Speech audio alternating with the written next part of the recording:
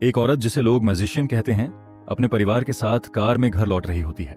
सब लोग हंसी मजाक कर रहे होते हैं, लेकिन अचानक वो म्यूजिक बंद करके सबको चुप रहने के लिए कहती है। घर पहुंचने के बाद उनकी छोटी बेटी अपने पालतू पक्षी को घायल हालत में देखती है। वह डरते हुए उसे उठाती है और अपने पति की तरफ देखने लगती है। औरत बच्चों को ऊपर जाने के लिए कहती है और फिर उस पक्षी को कुचल देती है। इसके बाद वह और उसका पति एक ऐसी जगह पहुंचते हैं जहां पिरामिड जैसी अजीब संरचना बनी होती है। वे एक गुप्त रास्ता खोलकर अंदर जाते हैं। वहां एक पुरानी कब्र मौजूद होती है। मैजिशियन कहती है कि वह देखेगी कि समय आया है या नहीं। उसका पति धीरे धीरे ताबूत खोलता है, लेकिन वह उसे ज्यादा न खोलने की चेतावनी देती है। अंदर देखने पर मम्मी अब भी वहीं पड़ी होती है। आदमी पूछता है कि क्या वह जाग चुकी है। तभी मोमबत्ती की लौ धीमी पड़ जाती है। औरत दोबारा उसे जलाकर कहती है कि अभी सब सुरक्षित है, लेकिन तभी मम्मी अचानक उठ बैठती है और एक नुकीला यंत्र आदमी के गले में धंस जाता है, जिससे उसकी मौत हो जाती है। चार्ली अपनी बेटी केटी को मोर्स कोड सिखा रहा होता है। वह अपने परिवार के साथ काहिरा में रहता है। उसका एक बेटा भी है जिसका नाम सेब है। चार्ली एक इन्वेस्टिगेटिव टीवी रिपोर्टर है और उसकी पत्नी लिसा फिर से मां बनने वाली होती है।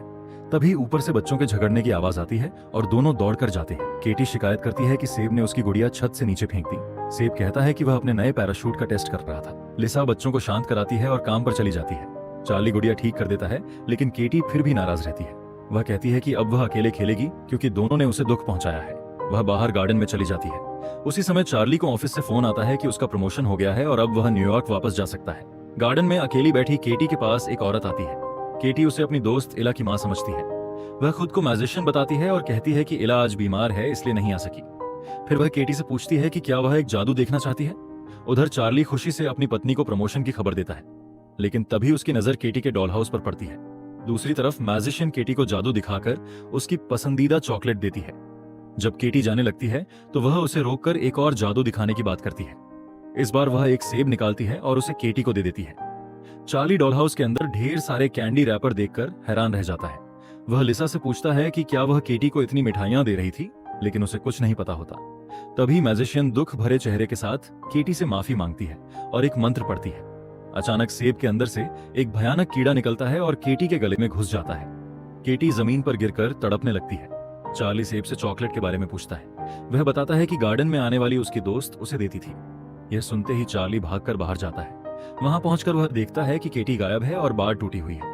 वह पागलों की तरह लोगों से पूछने लगता है। तभी उसे एक औरत केटी को लेकर भागती दिखाई देती है। वह उसके पीछे दौड़ता है, लेकिन अचानक भयंकर रेत का तूफान उठ जाता है। चार्ली लगभग उसे पकड़ ही लेता है, मगर तूफान इतना तेज हो जाता है कि वह दोनों को खो देता है। डालिया नाम की एक पुलिस अफसर मिसिंग पर्सन डिपार्टमेंट में काम करती है। उसका बॉस उसे बताता है कि एक विदेशी दंपत्ति की बेटी गायब हो गई है। वे लोग केटी की तस्वीरें और सारी जानकारी पुलिस को देते हैं। चार्ली आखिरी इंसान था जिसने उसे देखा था। वे बताते हैं कि कोई अजनबी औरत उसे लगातार मिठाइयां दे रही थी। डालिया समझ जाती है कि बच्ची को बहलाकर फंसाया जा रहा था, लेकिन उसका चीफ मानता है कि शायद माता पिता खुद इसमें शामिल हैं। चार्ली उनकी बातें समझ जाता है और गुस्से से फट पड़ता है। 8 साल बीत जाते हैं। अब यह परिवार मेक्सिको में रहने लगा होता है। लिसा अब भी अपनी बेटी के गुम होने के दर्द से बाहर नहीं निकल पाई। उनकी एक और बेटी है जिसका नाम माँ है। वे लोग लिसा की माँ कार्मेन के साथ रहते हैं। एक रात खाने के दौरान सेब बताता है कि उसका स्कूल ट्रिप यूरोप जा रहा है, लेकिन लिसा तुरंत मना कर देती है। सेब दुखी होकर कहता है कि केटी के गायब होने के बाद से उन्होंने कभी कहीं घूमना तक बंद कर दिया है। इसी बीच मिस्र में एक लड़का साइकिल चला रहा होता है। तभी अचानक एक विमान दुर्घटनाग्रस्त हो जाता है। वह डरते डरते मलबे के पास पहुंचता है और लाशें देखकर घबरा जाता है। भागते हुए वह गिर पड़ता है और तभी उसे जमीन के नीचे एक पुरानी कब्र दिखाई देती है। बाद में पुरातत्व विभाग उस कब्र को बाहर निकालता है। अंदर एक लिपटा हुआ शव मिलता है। जब कपड़ा हटाया जाता है तो पता चलता है कि वह एक लड़की की लाश है जो सालों से वहां बंद थी। सबको लगता है कि वह मर चुकी है, लेकिन अचानक वह लड़की डर से चीखते हुए जाग जाती है। उधर परिवार कार में बातें कर रहा होता है। तभी उन्हें मिस्र की एम्बेसी से कॉल आता है। आदमी बताता है कि उनकी बेटी केटी मिल गई है और वह जिंदा है। यह सुनकर दोनों रो पड़ते हैं और तुरंत काहिरा लौट जाते हैं। डॉक्टर उन्हें बताते हैं कि केटी लंबे समय तक कैद में रही है, इसलिए उसका नर्वस सिस्टम पूरी तरह बिगड़ चुका है। वह अजीब हरकतें कर सकती है, लेकिन उन्हें खुद को संभाल कर रखना होगा। जब वे अपनी बेटी को देखते हैं तो उसकी हालत बेहद डरावनी होती है। उसके शरीर पर मौजूद सारे निशान उसने खुद को दिए होते हैं। डॉक्टर कहते हैं कि शारीरिक रूप से वह मजबूत है, लेकिन मानसिक रूप से पूरी तरह टूट चुकी है। केटी अपना हाथ आगे बढ़ाती है और चार्ली उसका हाथ पकड़ लेता है, लेकिन तभी उसे दौरा पड़ने लगता है और डॉक्टर उसे बेहोशी का इंजेक्शन दे देते हैं। अब प्रमोट हो चुकी डालिया इस केस की जांच कर रही होती है। वह उन्हें वह सर्कोफेगस दिखाती है जिसमें केटी को ले जाया जा रहा था। डालिया को शक है कि उसे तस्करी के लिए इस्तेमाल किया जा रहा था, क्योंकि ऐसी चीजों को छिपाने के लिए पुराने ताबूत सबसे सुरक्षित तरीका होते हैं। चार्ली को याद आता है कि सालों पहले इसी पुलिस ने उस पर शक किया था। डालिया कहती है कि वह उसके बॉस की सोच थी और अब वह मर चुका है। चार्ली उसे इस बार असली अपराधी ढूंढने के लिए कहता है। घर पर कार्मेन केटी के स्वागत की तैयारी कर रही होती है। पूरा परिवार उसे देखकर भावुक हो जाता है, लेकिन केटी बिल्कुल चुप और बेजान सी रहती है। उसे कमरे में ले जाकर बिस्तर पर सुला दिया जाता है। कार्मेन उसके लिए प्रार्थना करने लगती है, जबकि छोटी माँ पहली बार उससे बात करने की कोशिश करती है। वहीं सेब अपनी बहन की हालत देखकर अंदर तक डर जाता है। लिसा उसे बात करने के लिए कहती है, लेकिन वह साफ मना कर देता है। कार्मेन लगातार प्रार्थना कर रही होती है, लेकिन उसकी दुआओं से केटी बेचैन होने लगती है। अचानक वह अपना ही नाक जोर से तोड़ देती है। फिर उसे तेज दौरा पड़ता है और उसका शरीर हवा में उठने लगता है। लिसा घबराकर तुरंत एक इंजेक्शन निकालती है और उसे लगा देती है, जिससे वह शांत हो जाती है। रात में माँ डरते हुए सेब के कमरे में आती है। वह कहती है कि उसे केटी से डर लग रहा है। सेब उसे समझाता है कि केटी ने बहुत कुछ सहा है और अगर वे उसका साथ देंगे तो शायद वह पहले जैसी हो जाएगी। दूसरी तरफ चार्ली उन रहस्यमय लिखावटों को समझने की कोशिश कर रहा होता है जो केटी के साथ मिली थी। वह हर सुराग को जोड़कर एक बड़ा बोर्ड तैयार करता है, लेकिन फिर भी कोई नतीजा नहीं निकाल पाता। वहीं लिसा बार बार केटी को उसका बचपन याद दिलाने की कोशिश करती है, मगर वह बिल्कुल खामोश रहती है। अचानक रात में माँ को अजीब आवाज सुनाई देती है। वह सेब को जगाती है। चार्ली ऊपर पहुंचता है तो देखता है कि केटी अपने कमरे में नहीं है। वह घबराकर लिसा को उठाता है। तभी सबको ऐसा लगता है जैसे कोई वेंटिलेशन के अंदर रेंग रहा हो। सेब बैट उठा लेता है। जब वे लोग अंदर देखते हैं तो पता चलता है कि केटी वेंट के भीतर भाग रही है। लिसा उसके पीछे जाती है, लेकिन वह बार बार उनसे दूर भागती रहती है। सेब दूसरी तरफ से वेंट में घुसता है। काफी देर तक उनके बीच पीछा चलता है। आखिरकार वे केटी को पकड़ लेते हैं, लेकिन यह देखकर सबकी रूह कांप जाती है कि वह जिंदा बिच्छू खा रही होती है।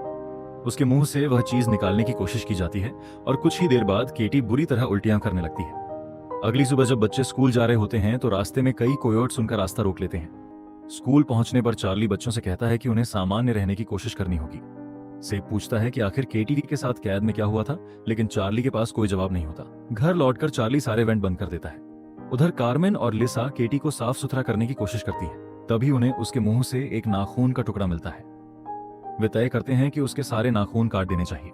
चार्ली काम कर रहा होता है, तभी उसे कालीन के नीचे कुछ अजीब दिखाई देता है। वह हटाकर देखता है तो नीचे खून जमा होता है। जब वह लकड़ी में स्क्रू ड्राइवर मारता है तो पता चलता है कि नीचे का हिस्सा सड़ चुका है। लिसा केटी के नाखून काटने की कोशिश करती है, लेकिन वे बहुत सख्त हो चुके होते हैं। वह जोर लगाती है और अचानक उसकी टांग की चमड़ी का एक हिस्सा उखड़ जाता है। चारों तरफ खून फैल जाता है। चीख सुनकर चार्ली दौड़ता हुआ आता है, लेकिन तब तक केटी फिर गायब हो चुकी होती है। चार्ली उसे ढूंढते हुए ऊपर जाता है। केटी एक लोहे की नुकीली चीज उठाकर भागती है। थोड़ी देर बाद बाथरूम से आवाज आती है।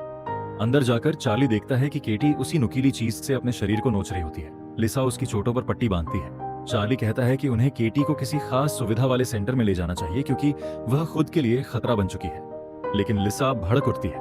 वह कहती है कि 8 साल बाद मिली अपनी बेटी को वह कहीं नहीं भेजेगी। दोनों के बीच जोरदार बहस शुरू हो जाती है। चार्ली कहता है कि वह सिर्फ यह जानना चाहता है कि केटी के साथ हुआ क्या था। लिसा पलटकर कहती है कि वह अपनी गलती छिपाने के लिए कहानियां बना रहा है।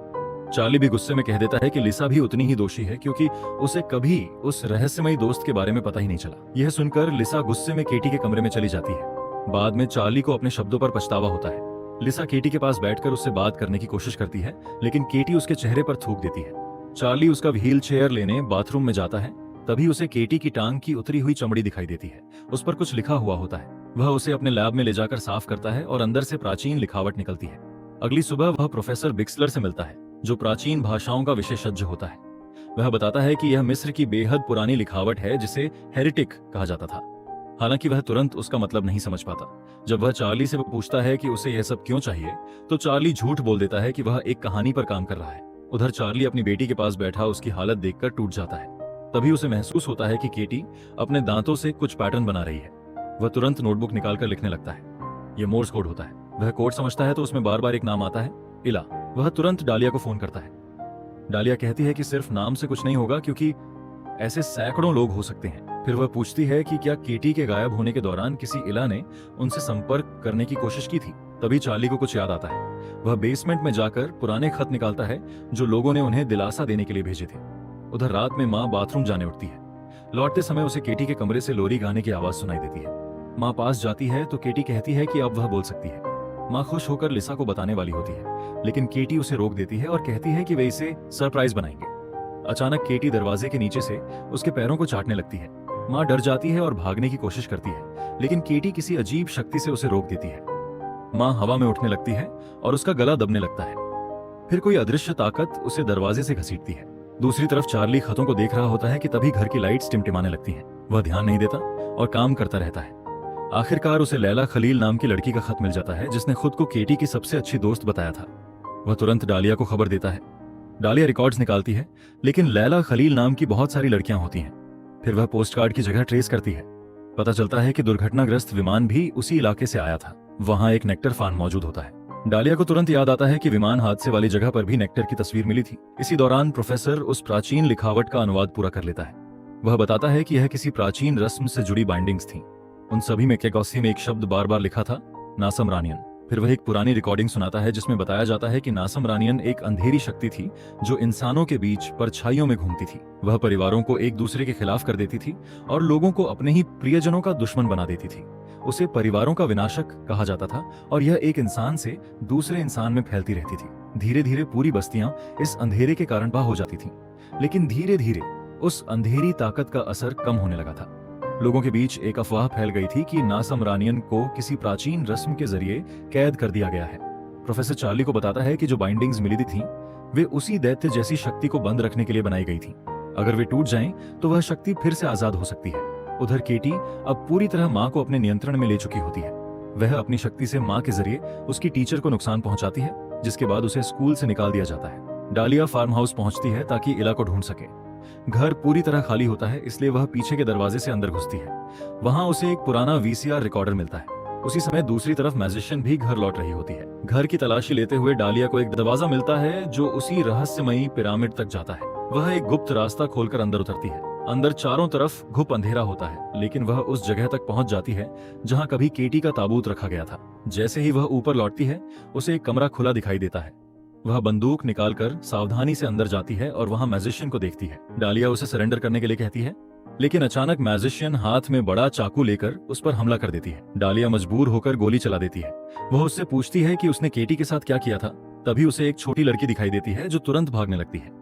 डालिया उसके पीछे दौड़ती है और दोनों के बीच खतरनाक पीछा शुरू हो जाता है। लड़की एक पहाड़ी किनारे पहुंचकर तेजी से मिट्टी खोदने लगती है। कुछ ही देर में डालिया भी वहां पहुंच जाती है और उसे हाथ ऊपर करने को कहती है। लड़की मिट्टी से एक डिब्बा निकालती है और डालिया को दिखाती है।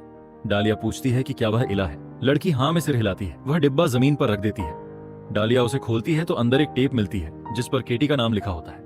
उधर चार्ली बच्चों को कार में लेकर जा रहा होता है। वह सेब से कहता है कि घर में हुई घटनाओं के बारे में अपनी माँ को कुछ न बताए, लेकिन माँ अब पूरी तरह उस बुरी शक्ति के असर में आ चुकी होती है। घर पर लिसा पानी चलाती है, लेकिन नल से पानी नहीं आता। वह बेसमेंट में जाकर पाइप देखने लगती है। वहीं उसकी नजर पुराने खतों पर पड़ती है, खासकर उस चिट्ठी पर जो इला ने भेजी थी। दूसरी तरफ कार्मेन केटी के कमरे में जाकर उसके लिए प्रार्थना करने लगती है, लेकिन इससे केटी बुरी तरह गुस्से में आ जाती है और वह कार्मेन के हाथ पर काट लेती है। कार्मेन डरकर भागने की कोशिश करती है, मगर दरवाजा अपने आप बंद हो जाता है। तभी केटी अचानक उसके पीछे प्रकट होती है और उसे बेहोश कर देती है। चार्ली घर लौटता है और देखता है कि सारे कोयोट्स अचानक वहां से गायब हो चुके हैं। अंदर कार्मेन दर्द में फर्श पर रेंग रही होती है, जबकि अब केटी की ताकत पूरी तरह जाग चुकी होती है। अचानक कार्मेन की रोजरी की माला उसके गले में कसने लगती है। वह हवा में उड़ जाती है और तड़पने लगती है। फिर केटी अपनी शक्ति से उसे खिड़की से बाहर फेंक देती है। कार्मेन नीचे खड़ी कार पर गिरती है और यह देखकर सब दहशत में आ जाते हैं, लेकिन माँ पर इसका कोई असर नहीं होता। वह जोर जोर से हंसने लगती है। लिसा शोर सुनकर ऊपर जाती है तो देखती है कि केटी आराम से अपने बिस्तर पर बैठी है। चार्ली बाहर निकलने की कोशिश करता है, लेकिन घर के चारों तरफ फिर से कोयोट्स जमा हो चुके होते हैं। लिसा डर से कांपते हुए देखती है कि वे जानवर जिंदा कार्मेन को नोच नोच कर मार डालते हैं। उधर डालिया घर पहुंचकर वीसीआर चलाती है। रिकॉर्डिंग में मैजिशियन कहती है कि समय आ गया है उस बुराई को एक शरीर से दूसरे शरीर में ट्रांसफर करने का। वह बताती है कि किसी मासूम बच्चे का शरीर सबसे बेहतर होता है, क्योंकि उसमें यह शक्ति सबसे लंबे समय तक टिक सकती है। इसके बाद डालिया इला से पूछताछ करने जाती है, लेकिन वह कुछ बोल नहीं पाती। जब डालिया उसका गला पकड़ती है तब पता चलता है कि उसकी जीभ काट दी गई थी। बड़ी मुश्किल से इला इशारों में बताती है कि मैजिशियन उसकी अपनी माँ थी। वह कहती है कि एक बार उसने सच बताने की कोशिश की थी, इसलिए उसकी माँ ने सजा के तौर पर उसकी जीभ काट दी। इला यह भी बताती है कि केटी को कभी उस ताबूत से बाहर नहीं आना था। फार्म जल्द ही पानी में डूबने वाला था, इसलिए मजबूरी में उसके भाइयों को मम्मी को दूसरी जगह ले जाना पड़ा और उसी दौरान विमान दुर्घटनाग्रस्त हो गया। फिर वह लिखकर डालिया को उस शैतानी शक्ति के बारे में सब बताती है। डालिया तुरंत चार्ली को वॉइस मैसेज छोड़ती है कि वह उससे मिलने आ रही है। इधर कार्मेन की अंतिम रस्में चल रही होती हैं। सबको यही बताया जाता है कि वह खिड़की साफ करते समय गलती से गिर गई थी। माँ वहीं बैठी अपने दांत से खेल रही होती है। केटी को कमरे में बंद रखा गया है और चार्ली लगातार उस पर नजर रखे हुए है। तभी सेब आता है और कहता है कि लिसा उसे बुला रही है। उसी दौरान माँ खेलते खेलते अपना एक दांत खुद उखाड़ लेती है। चार्ली लिसा के पास जाता है। आखिरकार लिसा टूटकर मान लेती है कि केटी को घर वापस लाना शायद गलत फैसला था। उधर सीढ़ियों पर खड़ा सेब सुनता है कि केटी धीरे धीरे दरवाजा खटखटाने लगी है। वह पहले उसे नजरअंदाज करता है, लेकिन तभी केटी पहली बार साफ आवाज में उससे बात करती है। वह कहती है कि उसे अकेला मत छोड़ो। फिर वह सेब से विनती करती है कि दरवाजा खोल दे ताकि वह भी नीचे सबके साथ शामिल हो सके। सेब डरकर अपने कमरे में भाग जाता है, लेकिन उसे अब भी केटी की आवाज सुनाई देती रहती है। वह हेडफोन पहन लेता है, मगर उसकी आवाज उसके दिमाग में गूंजती रहती है। धीरे धीरे केटी कमरे की सड़ी हुई फर्श तोड़कर बाहर निकलने लगती है। उसी समय माँ कार्मेन की लाश के पास जाती है और उसके मुंह पर लगे टांकों को बेरहमी से फाड़ देती है। इसके बाद माँ अपने माता पिता के पास जाती है और उसके चेहरे पर खून से भरी डरावनी मुस्कान होती है। उधर केटी छत के रास्ते रेंगते हुए ताबूत तक पहुंच जाती है और उसके अंदर कूद जाती है। तभी माँ अचानक एक आदमी पर हमला कर देती है और उसके कान फाड़ डालती है। लोग किसी तरह उसे रोक लेते हैं, लेकिन तभी ताबूत के अंदर हलचल होने लगती है। ताबूत नीचे गिरता है और सब दहशत में देख लेते हैं कि केटी कार्मेन की लाश को चबा रही है। कार्मेन की गर्दन से खून बहने लगता है और केटी उसे जमीन से चाटने लगती है। यह दृश्य देखकर वहां मौजूद सभी लोग डर और घिन से भर जाते हैं। अब केटी को व्हील चेयर में कसकर बांध दिया गया है और चार्ली लगातार उस पर नजर रख रहा होता है। दूसरी तरफ सेब पूरी तरह उसके जादू के असर में आ चुका होता है और वह अपना सिर बार बार बिस्तर पर मारने लगता है। लिसा तुरंत घर छोड़ने के लिए सामान पैक कर रही होती है, लेकिन माँ जाने से साफ मना कर देती है। तभी डोरबेल बजती है और केटी हवा में उठने लगती है। लिसा दरवाजा खोलती है तो सामने डालिया खड़ी होती है। वह कहती है कि उसके पास एक टेप है जो केटी के साथ हुई हर चीज का सच बताएगी। वीसीआर चलाया जाता है और रिकॉर्डिंग में म्यूजिशियन सब कुछ कबूल करती है। वह बताती है कि उनका परिवार सदियों से नासमरानियन के श्राप से पीड़ित था। अपने परिवार को बचाने के लिए वे हमेशा किसी बाहरी इंसान की बलि देते आए थे। पुराना शरीर अब कमजोर पड़ चुका था, इसलिए उस बुराई को रखने के लिए एक नए शरीर की जरूरत थी। फिर कैमरा केटी की तरफ घुमाया जाता है। वे लोग उसे रस्सियों से बांधकर एक खंभे से बांध देते हैं और रस्म शुरू करते हैं। उधर केटी मानसिक रूप से सेब से संपर्क करती है और उसे कमरे में आने को कहती है। वह उससे अपने कपड़े और पट्टियां हटाने में मदद मांगती है। सेब वेंटिलेशन से अंदर आता है और दोनों मिलकर केटी की सड़ी हुई चमड़ी नोचने लगते हैं। धीरे धीरे उसके शरीर से सारी पट्टियां हट जाती हैं और उसका पूरा कच्चा मांस दिखाई देने लगता है। दूसरी तरफ रस्म पूरी हो रही होती है। केटी को पुराने शरीर के ऊपर लिटा दिया जाता है। तभी पुराना शरीर उसके अंदर उल्टी करता है और वही अंधेरी शक्ति केटी के अंदर प्रवेश कर जाती है। इसके बाद उसे मम्मी के अंदर बंद करके काल कोठरी में छिपा दिया जाता है। डालिया बताती है कि वह बुराई कभी बाहर आने के लिए नहीं थी, लेकिन अब वह आजाद हो चुकी है। लिसा धीरे धीरे बच्चों के कमरे की तरफ जाती है, जबकि चार्ली खामोशी से बैठा रहता है। वह तुरंत दरवाजा खोलती है और डालिया भी उसके साथ अंदर जाती है। वे पूरी कोशिश करते हैं, लेकिन उस शैतानी ताकत के सामने बेबस पड़ जाते हैं। तभी चार्ली को पीछे से आवाज सुनाई देती है। वह मुड़कर देखता है कि कार्मेन की लाश ताबूत से बाहर आ चुकी है और रसोई में खाना निगल रही है। उसी समय केटी फिर से हवा में उठने लगती है। लिसा घबराकर चार्ली को आवाज देती है। चार्ली ऊपर भागता है, लेकिन तभी दरवाजा अपने आप खुल जाता है और अब केटी पर पूरी तरह बुराई का कब्जा हो चुका होता है। वह चार्ली पर झपटती है और उसके चेहरे का मांस नोच लेती है। डालिया उसे रोकने की कोशिश करती है, मगर केटी उसे सीढ़ियों से नीचे फेंक देती है। फिर वह चार्ली का सिर बुरी तरह पटकने लगती है। लिसा को अचानक बेहोशी वाला इंजेक्शन याद आता है। वह उसे लेने कमरे की तरफ दौड़ती है, लेकिन तभी सेब उसके सामने आ जाता है और दरवाजा बंद हो जाता है। सेब बेसबॉल बैट से उस पर हमला कर देता है। लिसा किसी तरह वेंटिलेशन के अंदर घुस जाती है, लेकिन सेब उसका पीछा करता रहता है। नीचे डालिया होश में आती है और देखती है कि कार्मेन की लाश उसके ऊपर खड़ी है। तभी कार्मेन एक बिच्छू उगल देती है जो डालिया के गले के अंदर घुस जाता है। डालिया सीढ़ियों की तरफ रेंगती है। कार्मेन उसके पीछे आती है, लेकिन इससे पहले कि वह हमला करे, डालिया उसे सीढ़ियों से धक्का दे देती है। बिच्छू उसका गला फाड़ने लगता है, लेकिन वह अपने हाथ गले के अंदर डालकर उसे बाहर निकाल देती है। उधर सेब अब भी लिसा का पीछा कर रहा होता है। लिसा छिप जाती है और जैसे ही सेब उस पर हमला करने आता है, वह उसे इंजेक्शन लगा देती है। इसी बीच केटी लिसा तक पहुंचने ही वाली होती है कि डालिया ऊपर आ जाती है। वह लिसा से पूछती है कि क्या उसे अब भी रस्म के दौरान बोले गए शब्द याद हैं? लिसा हाँ कहती है। दोनों कमरे के अंदर जाकर दरवाजा बंद कर देती हैं। बाहर चार्ली दरवाजा खोलने के लिए कहता है। डालिया दरवाजा खोलती है और उसी पल केटी चार्ली पर कूद पड़ती है। चार्ली उसे कसकर पकड़ लेता है। डालिया रस्म के शब्द बोलने की कोशिश करती है, लेकिन गले की चोट की वजह से उसकी आवाज नहीं निकलती। आखिरकार वह अपने गले में उंगलियां डालती है और खून से भरी आवाज में मंत्र पूरा करने लगती है। लिसा ऊपर पहुंचती है और देखती है कि चार्ली अपनी बेटी को बचाने के लिए खुद की बलि दे रहा है। आखिरकार रस्म सफल हो जाती है और वह शैतानी ताकत केटी से निकलकर चार्ली के अंदर चली जाती है। केटी धीरे धीरे होश में आती है और अपनी माँ से बात करती है। कुछ समय बाद चार्ली को उनके बेसमेंट में एक मम्मी के अंदर बंद करके रखा जाता है ताकि वह शक्ति फिर बाहर न निकल सके। वह रोज मोर्स कोड के जरिए केटी से बात करता है। वह कहता है कि वह अपने परिवार से बहुत प्यार करता है और उन्हें हर दिन याद करता है। अब भाई बहन फिर से एक हो चुके होते हैं और परिवार धीरे धीरे सामान्य जिंदगी जीने लगता है। एक दिन लिसा डालिया को फोन करती है और कहती है कि उसके पास एक योजना है।